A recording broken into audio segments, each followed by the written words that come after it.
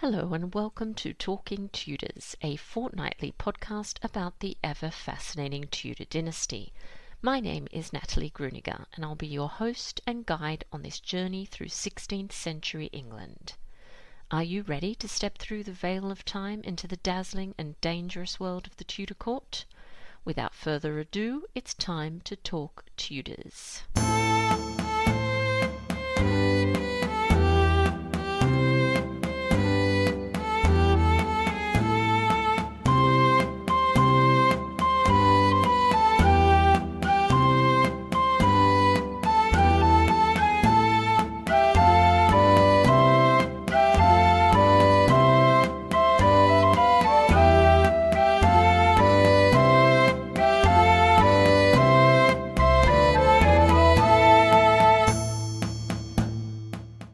Hello everyone, welcome to another episode of Talking Tudors. I'm your host Natalie Grueninger. Thank you so much for joining me today. I'm very excited to share that I recently launched 365 Days with Medieval and Renaissance Wonder Women. This immersive learning experience is much more than just an online course. Over 12 months in 2025, participants will come together and contribute to a supportive and inspiring online community of individuals who'll share in a unique learning experience, one that will ultimately deepen their understanding of the lives and experiences of medieval and Renaissance women. Together we'll explore the contributions made by a variety of European women and celebrate, among other qualities, their courage, creativity, resourcefulness and resilience. I will guide participants every step of the way, but I'll also be joined by a stellar list of 28 contributors, including the brilliant broadcaster, best-selling author and Oxford academic, Dr. Yanina Ramirez, who'll deliver the opening address. Head to my website onthetudortrail.com for further details, including a full list of sessions and presenters, and also testimonials from current participants. I do hope you'll consider joining me on this unique learning experience. I'd also like to take this opportunity to acknowledge and thank the generous listeners who continue to support Talking Tudors on Patreon, and extend a heartfelt thank you to everyone who's taken the time to rate and review the show. As an independent podcaster, this means a lot to me. If you love the podcast and you never miss an episode, I invite you to join the Talking Tudors patron family. Please visit patreon.com/talkingtudors for more information. When you join the community, you'll instantly unlock access to exclusive posts. Patrons are also eligible to attend additional monthly live talks and take part in a member-only book club. They can also enter patron-only monthly giveaways, to name but a few of the perks.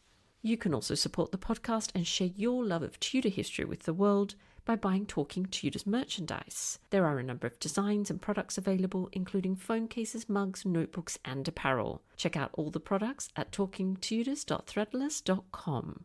Now, on to today's episode. I'm excited to welcome Danielle Burton to the podcast to talk about Anthony Woodville. Danielle is a historian with a focus on the life of Anthony Woodville, but is also a history blogger who focuses on little-known stories from roughly the 15th to the 19th centuries. She's worked and volunteered in the heritage sector since 2016 and has a First in History and an MA in Public History and Heritage from the University of Derby. Let's dive straight into our conversation.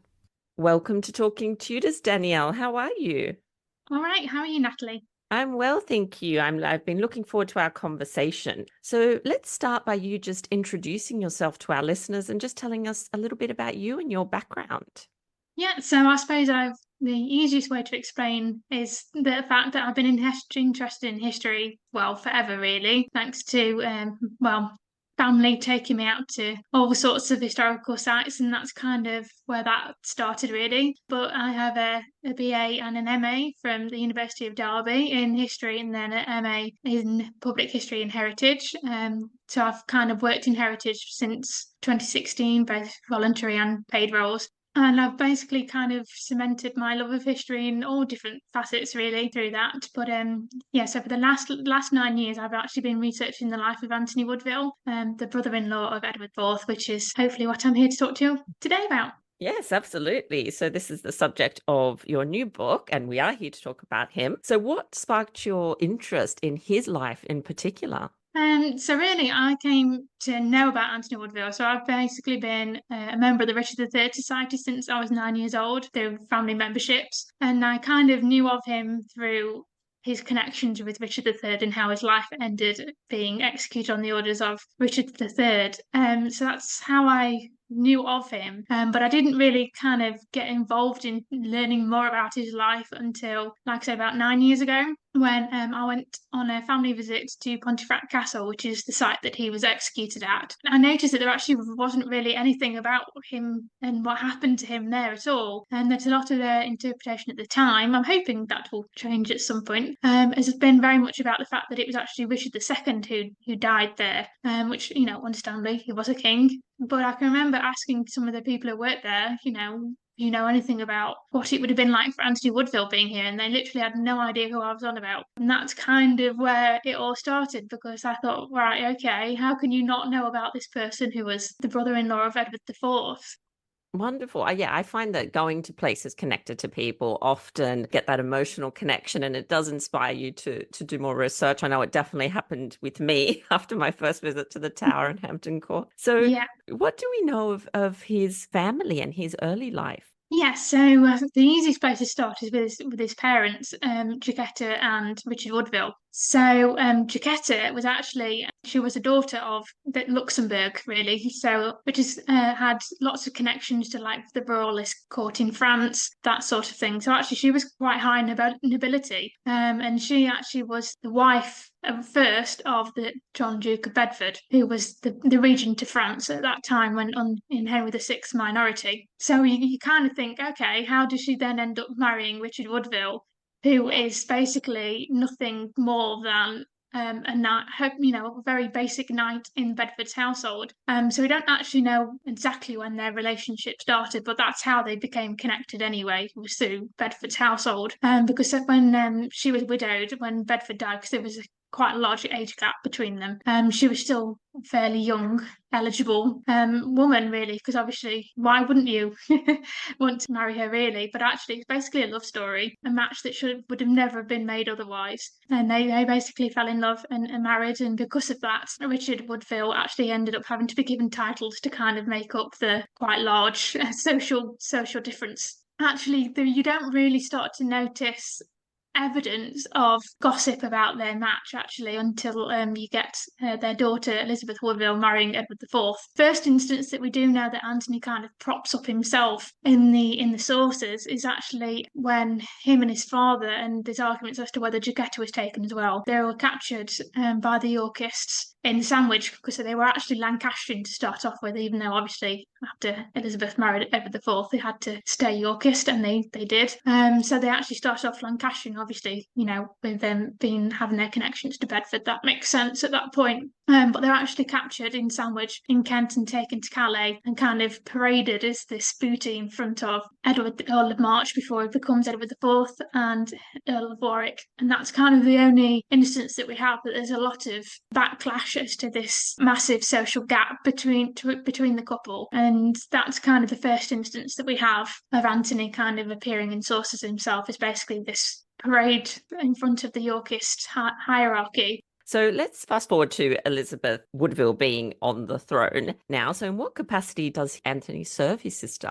Yeah, so actually, I think that the thing that we get is that by that point, by their marriage, Edward and Elizabeth's marriage, that you kind of have the idea of the Woodvilles, because they are quite a large family, that they are taking up the marriage market. But actually, Anthony was probably married in the run up to Taunton, so that's before, a few years before Edward's and Elizabeth's marriage. So actually, he's not only has been given titles and roles that obviously that he's meant to play in this Yorkist household now that he's actually, his sister's married into that regime. So, for example, he ends up being like a diplomat as well. So him and Richard Woodville end up being diplomats, helping to negotiate Margaret of York, the youngest sister of Edward IV's marriage, to Charles, the future Duke of Burgundy. So it's kind of things like that as well. But actually, in terms of what role specifically with Elizabeth Woodville, he actually is still he's still his sister's favourite sibling, so there's still that bit going off. But actually, his wife Elizabeth Scales. So I said I explained that he probably married before the Battle of Towton in the run up to that in around about 1460, 1461. She actually ends up being a lady in waiting to Queen Elizabeth. So there's that connection there as well.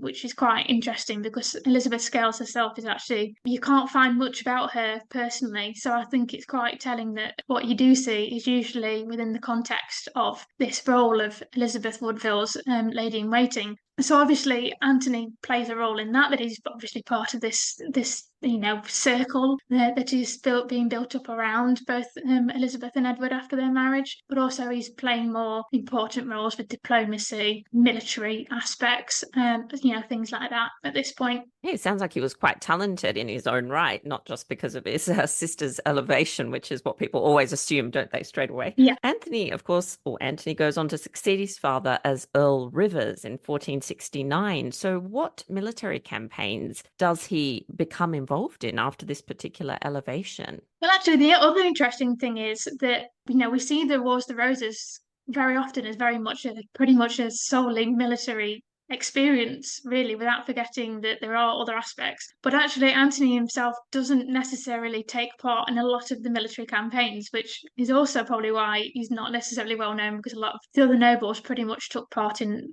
pretty much all of the battles that we can imagine with this time period. So actually, his first one that he's involved in, that after they become the Yorkists, is actually straight away is when they are helping to defend Northumberland against Lancastrians and Scots. Their Scots counterparts as well. So actually, he first becomes involved in that, and most notably in the siege of Alnwick Castle, which is the last of the Northumberland castles to kind of be defended.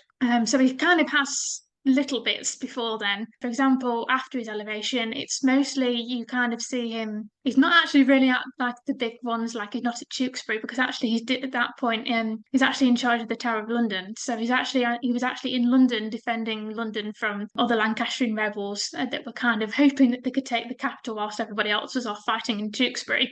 So that's probably his most famous one. The whole of that episode of defending London is about the fact that there's these forces led by the bastard of Falkenberg, one of the Lancastrian high rebels. So he's brought a load of ships and come over on, through the Thames that way. And actually, at that point, the citizens of London are actually having to defend their homes and all that sort of. So there's quite a lot of chaos going on. But Anthony actually pretty much rides out with his party from the Tower of London to join forces with the ordinary men and women defending themselves.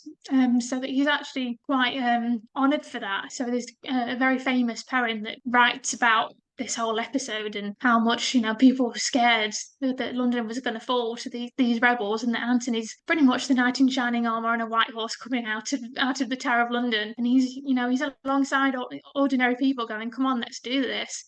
So that's probably his most famous one that he does. But he does also take part in the Battle of Barnet, and he actually is injured alongside Richard Duke of Gloucester as well, the future Richard III. So they're the main ones that he does militarily. But he's actually also asked to help when England are kind of joining forces in Brittany to kind of defend Brittany from France. So he is involved in little things like that, but not necessarily the big main battles that you think of, really. Why do you think that is? Do you think it's just a matter of his sister wanting to keep him close and safe, or do you think he was not experienced enough for those sorts of big battles? Did you come across any sort of evidence to do with that? I think it's very much more the fact that actually he's got a lot of other things on his plate, to be honest. So after the heir is born, Prince Edward, it's actually Anthony's job to look after him. So he's the one who's placed in charge of, becomes what is known as the governor of the Prince of Wales, which obviously means that he's meant to be the one person in charge of the heir. So I suppose he's probably got some bigger things that means he's got he has got to be safe in that respect, obviously, because he's the person in charge of the all-important heir for the Yorkist regime. So I think that probably plays quite a large part in it, because it's not that he wasn't capable, because he had, like I said, he did have success in what he did do. It's just that perhaps that he had a lot more important things that meant that he had to be elsewhere. And so you were talking there about armor and knights in shining armor. So Antony obviously also took part in jousts and the other parts of court life. So tell us a little bit about his jousting career. Yeah, so actually the Woodvilles were quite a jousting family. So we know we have evidence of Richard Woodville actually fighting against a Spanish knight, but when he was younger. So it all it's a bit of a family connection really. And we know that Anthony's brothers, John and Edward, also competed in tournaments as well. But I suppose as much as they were all champions in their own right, Anthony's probably the most well-known. His most famous one that he participated in was the Smithfield tournament. We imagine that these jousting tournaments are literally just to show off your military prowess, but the Smithfield tournament was actually part of a diplomatic process as well. So he fought it against Antoine, the Bastard of Burgundy. Very funny how pretty much he ends up fighting this tournament with somebody else called Anthony, which I always find that does get a bit confusing if you don't class him as Antoine. So that's all part and parcel of the whole relationship that's being built up with Burgundy after and around Margaret of York's marriage to Charles the Bold, future Duke of Burgundy. So it's all kind of to do with that because Antoine was actually the bastard brother of Charles, so he was the bastard son of the Duke of Burgundy. So it was kind of seen as they were probably social equals at this point. So it was actually 2 years in the making. So when they had the invites, because obviously it was kind of put up in all of this chivalric ritual, really. So when Anthony himself was asked to participate, it was kind of, oh, you are doing this, as the king's brother, brother-in-law. That's why you've been chosen. But actually, what I find quite fascinating is that when he was asked, he was down on bended knee in front of his sister and all of her ladies, with his cap open, off his head, and they placed the invite into his hat. So it's all very, very much, chivalry based, really. But when the invite was sent across Channel to Antoine, he kind of went, yeah, okay, but I'm off fighting at the moment, so can we leave this until I get back? And it was 2 years later, which is why it was quite so long in the making, really. So basically, it was kind of a case of a way of showing both sides military prowess, but in a way that doing it on a friendly basis, but it didn't really end up that friendly, sadly, which is probably why people, if they have heard of it, you know why you've heard of it, really. So what happened was it ended up being 2 days, but it should have been a longer tournament. Actually, in the jousting section of it, the Bastard of Burgundy accused Anthony of cheating, which, as you can imagine, that was not a nice thing to happen, especially in this age when men's honour meant pretty much everything. It made tempers flare quite a bit, but from what I've noticed, I don't think he did really. From the kind of personality that he had, it was quite literally the postcard knight, basically. So I don't think he did. And actually, the Bastard of Burgundy had actually been the victim of a real cheating offence by a German knight previously, so I think he had a bit of a complex about cheating after that. So they had to kind of say, all right, we'd better stop now and continue the next day, because it wasn't just about jousting as we kind of have in our heads. You'd have done other things. So the second day it was actually fighting with swords and axes, that sort of thing. And actually Edward the Fourth's heralds had to intervene because they pretty much knocked the crap out of each other, basically, which was not the idea of this tournament. Sadly, it ended up being cut short after that, regardless of that, because the Duke of Burgundy actually had died and news had reached England at that point. So that's the most famous one of his military tournaments. But actually, both Anthony and Antoine, after that, had agreed that they would never personally fight each other again to make sure there was never a repeat. On Margaret's marriage to Charles the Bold, they also had a very similar English and Burgundian tournament. And yes, neither of them fought each other, they fought other people. So at least they kept to it after that. So Anthony had other interests. Can you tell us a little bit about his literary interests and his connection to the printer William Caxton as well? Yeah, so personally, I think this is what makes Anthony a lot more of an important part of this part of the 15th century than perhaps has been realised before.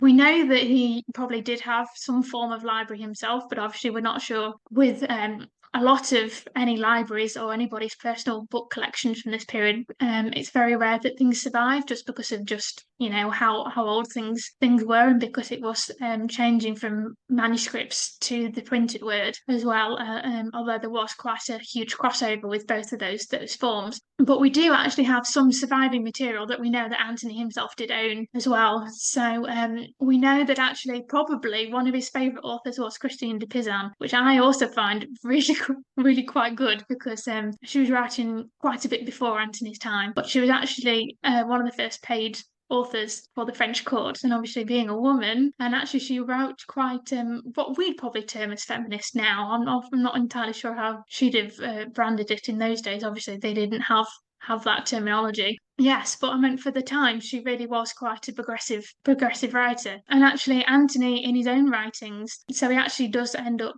translating some of Caxton's first texts that are actually produced in England. In the first one that we know that Caxton definitely had, with a date and place of publication, which was actually when he came over to Westminster and started up his printing shop there, was actually Anthony's translation of the Dixon Sayings of Philosophers, which is basically a collection of sayings and moralistic tales created by ancient philosophers like Aristotle, Plato, those kinds of people. And actually, William Caxton himself, in a lot, because he also always wrote prologue and epilogue to whatever text he produced, whether it was a translation by Anthony or whether it was one of his own texts, to kind of give context as to how this text had been produced. And actually, for the Dixon Sayings of the Philosophers, Caxton specifically says that Anthony Woodville had actually removed any misogynistic language out of it. And I like to think that's because he was heavily influenced by Christine de Pizan's own writings, which are very much about allowing women to have their own role, pretty much.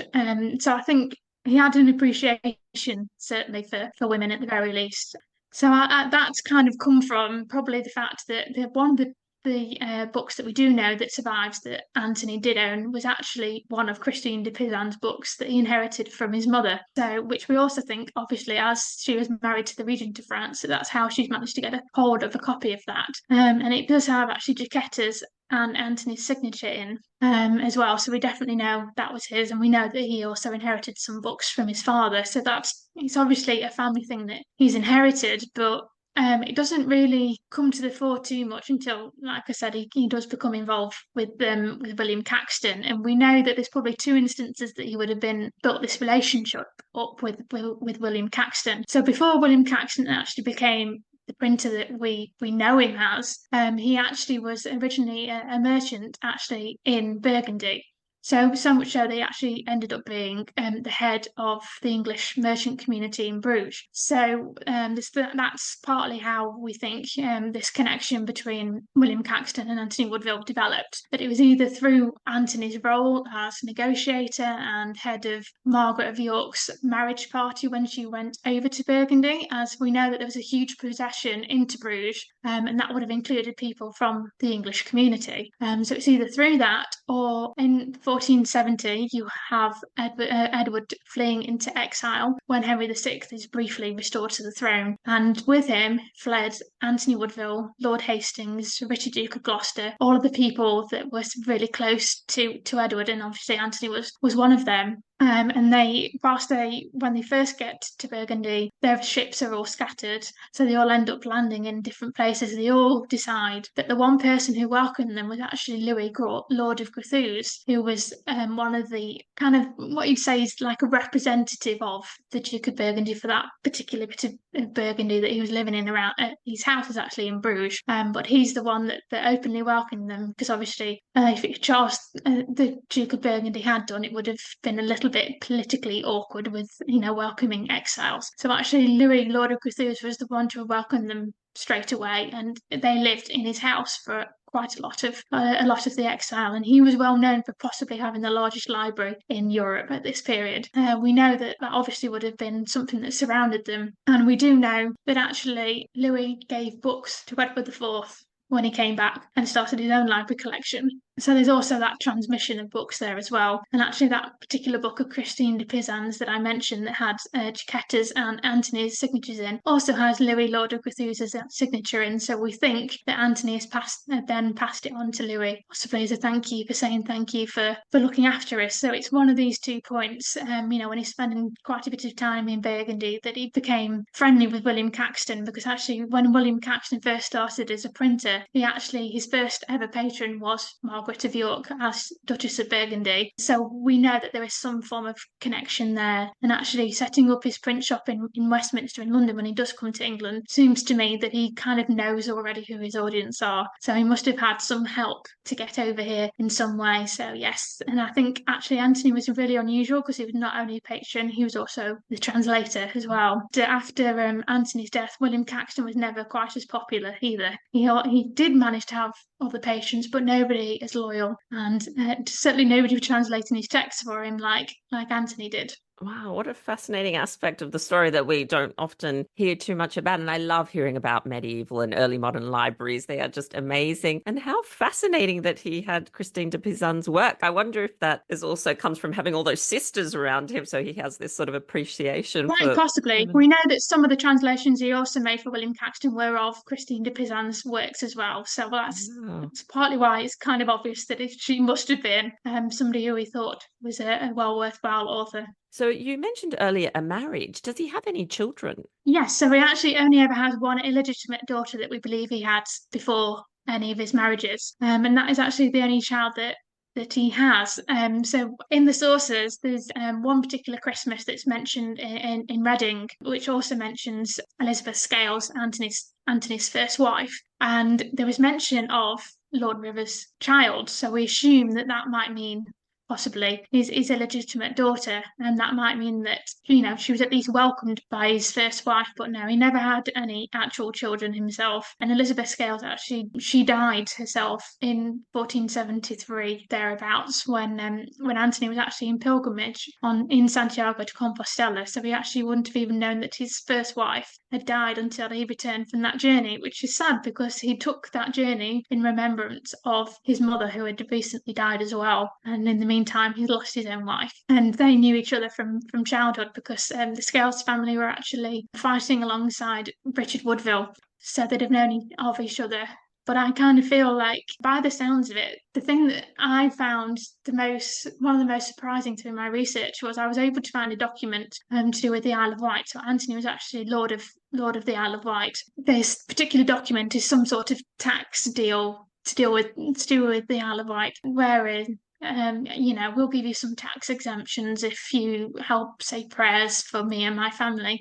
But in it, he actually this document specifically mentions his consort, which I find very unusual wording, really, because obviously on first glance you think, oh, hang on, does he actually mean, i.e., the Queen consort, his sister Elizabeth Woodville? But actually, it definitely says his consort, which you assume probably means Elizabeth Scales instead. And I've not really seen that before. So I kind of feel like, as much as there's not too much known about the relationship, that actually they obviously spend a lot of time together, and that I think they we can't say specifically that they actually loved one another, because obviously there's no evidence for that, but I think certainly at least that they enjoyed the company of each other at the very least. And actually, after she died, it took Anthony 7 years to get married to somebody else, and sadly that was a 13-year-old when he was in his late 30s, early 40s. But that's not unusual for the time period. But actually, between that, the thing that is also quite interesting is that Edward IV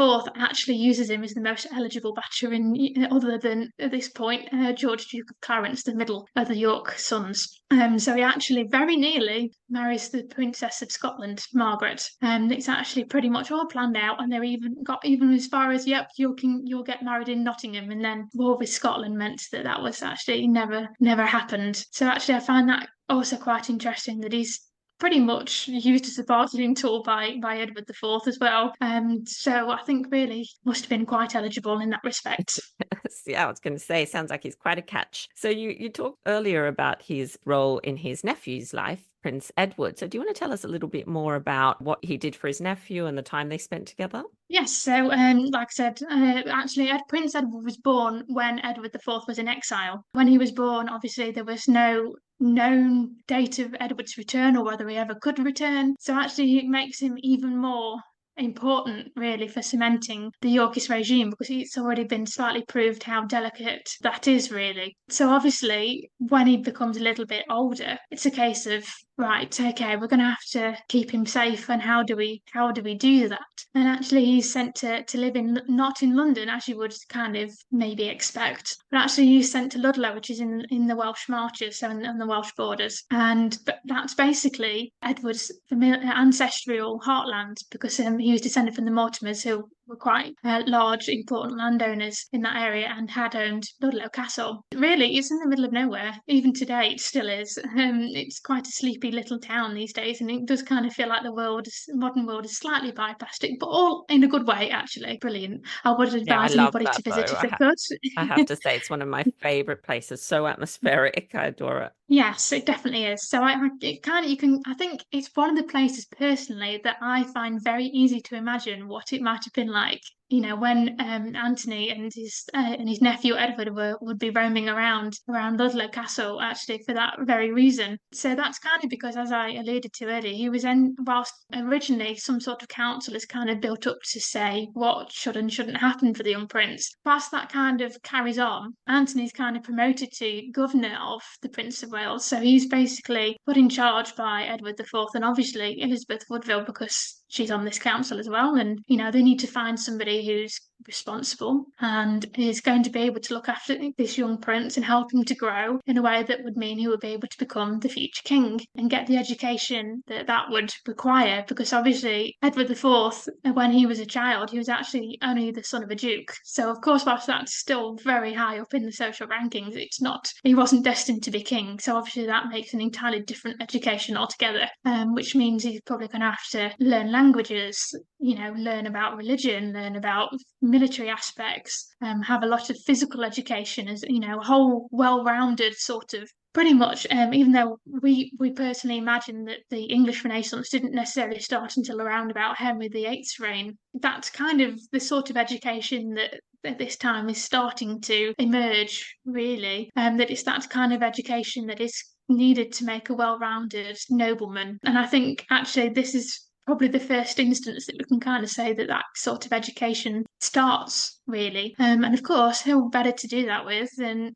somebody who's already proved himself to be a well-rounded person in terms of military, religious aspects. And of course, it really helps when you've got somebody who's the patron of the only printer in England, well, one of the only printers in England at this point. And we do know that actually the history of Troy that is actually dedicated to Prince of Wales, which seems to suggest that obviously there's a kind of a cycle going on here, that they are reusing Caxton's new texts for educating the Prince of Wales. But actually, Edward IV gives out quite a long list of how this young boy is meant to be educated. He must only have Anthony and somebody else in his care, at all times, other than obviously bedtime, that sort of thing. There's no swearing allowed, no bad language, no profanities, no blasphemy, and really, pretty much everything that Edward IV isn't needs to happen is basically the idea. So, maybe I kind of think that was Edward IV's reasoning there of choosing somebody the exact opposite of him, and who better than that would be Anthony Woodville. Obviously, not only is there the familial connections there, but he's pretty much ticked the boxes of what seems to be, what should be happening for the young prince. And actually, I think in retrospect, that actually that meant that Anthony probably became the father figure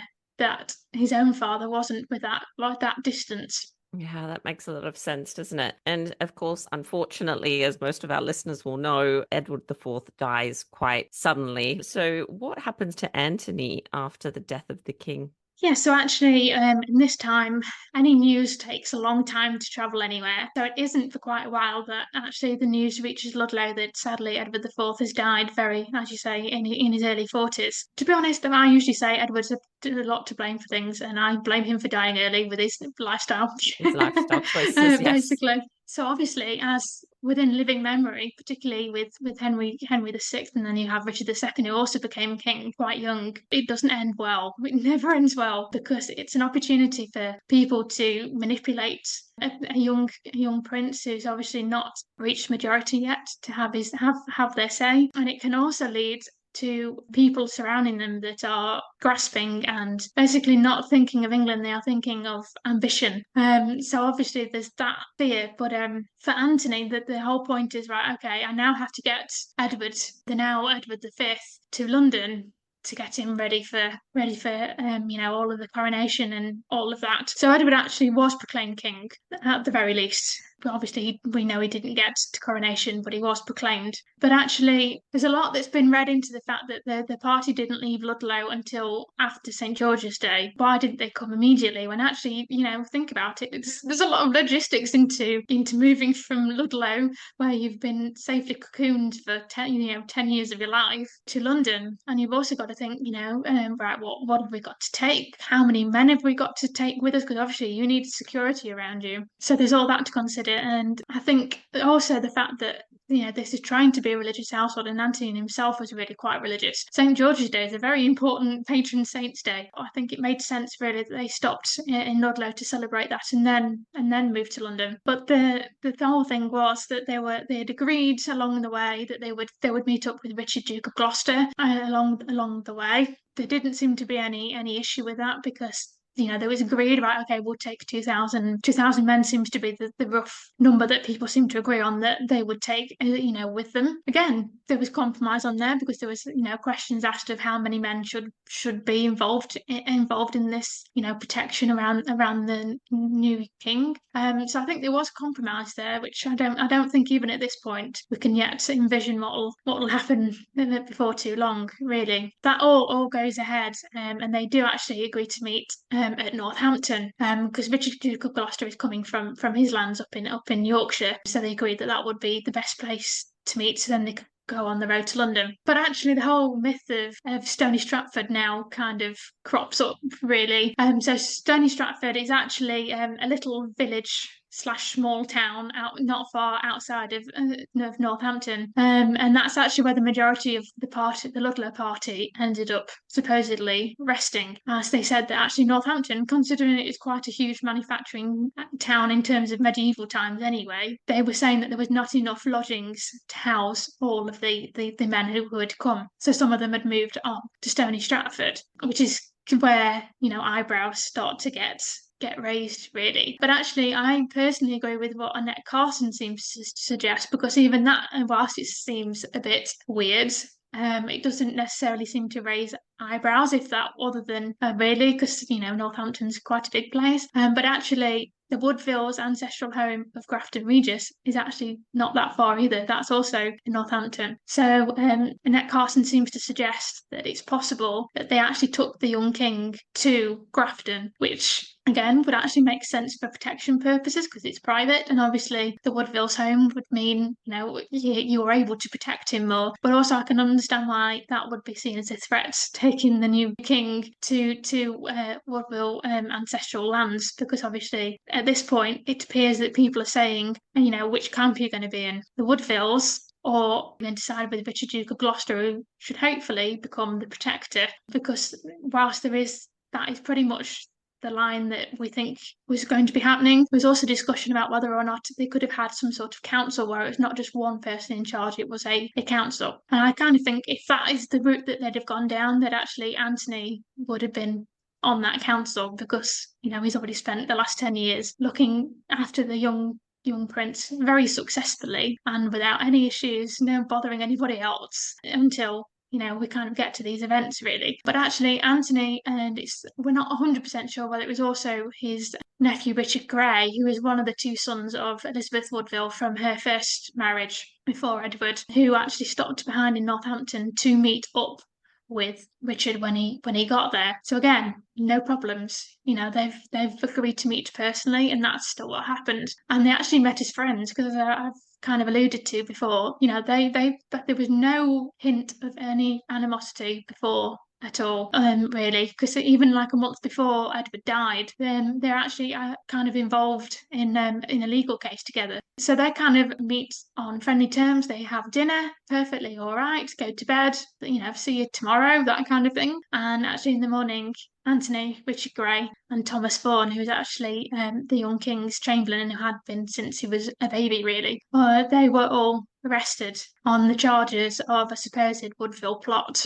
And I will leave that to your listeners as to whether or not they believe there was one. That's a whole other question.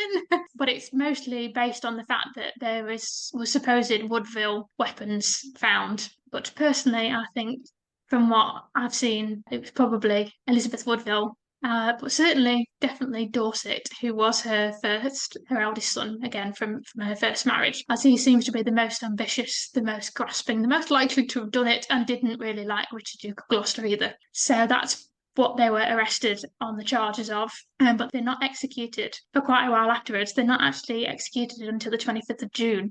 So, from April until June, that's quite a time span. But actually, they were imprisoned in separate castles owned by Richard at that point. So Anthony was actually held in Sheriff Hutton, and then once we think, again, there's conflicting sources as to whether they actually had a trial or not, and if there was one, who exactly was the person in charge of it. Some say it was most likely to have been Northumberland, because he was, once Richard then moved to London with the king, who is obviously now taken control of and gone to London with. He's the next biggest landowner in charge of the north, so he's possibly the most likely. But other people have suggested it could have also been William Catesby, who was also one of Richard's, some might say, cronies. I suppose that's the easiest word to put it anyway.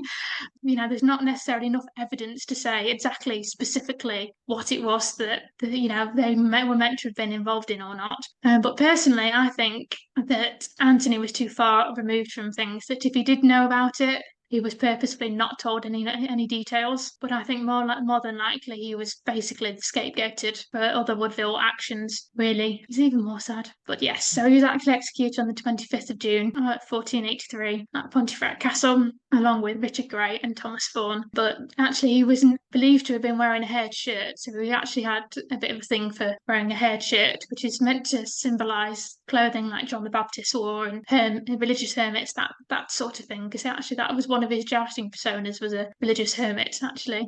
So he was found to have been wearing that underneath his shirt, at execution. And we believe that was actually taken to the priory at Doncaster and was actually held there as a relic until the Reformation. So, which I find also quite interesting, because would you really do that if he was a traitor? What a tragic end, like so many of the people in this period that we know. This has been such a fascinating discussion, Danielle. Thank you so much. I have one more question for you, though, and that is for a takeaway. I ask all my guests for a takeaway, for something for our listeners to go off and explore after the episode. So do you have a takeaway for us? Yeah, so I was thinking about this and I was like, I don't necessarily have one for Anthony Woodville, but I have one that is for another Anthony that I like researching, that is probably a bit more Tudor than Anthony Woodville. So Anthony Babington, who was the main person in charge of the Babington plot that got Mary Queen of Scots executed, partly because he actually only lived a few miles away from where I live. So I've always been fascinated by him. So my takeaway is actually on Anthony Babington, and it's a novel also by a local author, and it's called A Traveller in Time. So it's actually a young person's time-slipping novel of a girl who goes to stay with her auntie and her uncle when she is ill, and she actually time slips to meet Anthony Babington, and she hopes she can alter his fate. So I thought I would leave that, because that is actually what made me interested in Anthony Babington, not only because he lives a few miles away from me, but actually even now it's a good read. You don't have to be a child/young person to read it. I think it's a good introduction and sort of kind of links the ideas hopefully of the emotional connection that you can get through hoping that you could alter the fate of people who were sadly executed in the end. Oh, I love that you've mentioned that. That is one of my favorite books of all time. I have a signed copy that's a treasured possession of mine. So I totally agree with you. I love it. I reread it every couple of years because it's so beautiful, so well written, and so atmospheric. Like, I find find those scenes, especially the kitchen scenes, I love. So what a wonderful takeaway. Thank you so much for that. And thank you so much for taking the time to come onto the show and chat to us. It's all right. Thank you for having me. Well, that brings us to the end of this episode of Talking Tudors. Thank you so much for joining us. I absolutely love to hear from listeners, so if you have any comments or suggestions, or just want to say hi, please get in touch with me via my website, www.onthetudortrail.com, where you'll also find show notes for today's episode. If you've enjoyed the show, please share the podcast with friends and family, and don't forget to subscribe, rate, and review. I also invite you to join our Talking Tudors podcast group on Facebook, where you can interact with other Tudor history lovers and hear all the behind-the-scenes news. You'll also find me on Twitter. My handle is On The Tudor Trail, and on Instagram as The Most Happy 78. It's time now for us to re-enter the modern world. As always, I look forward to talking Tudors with you again very soon.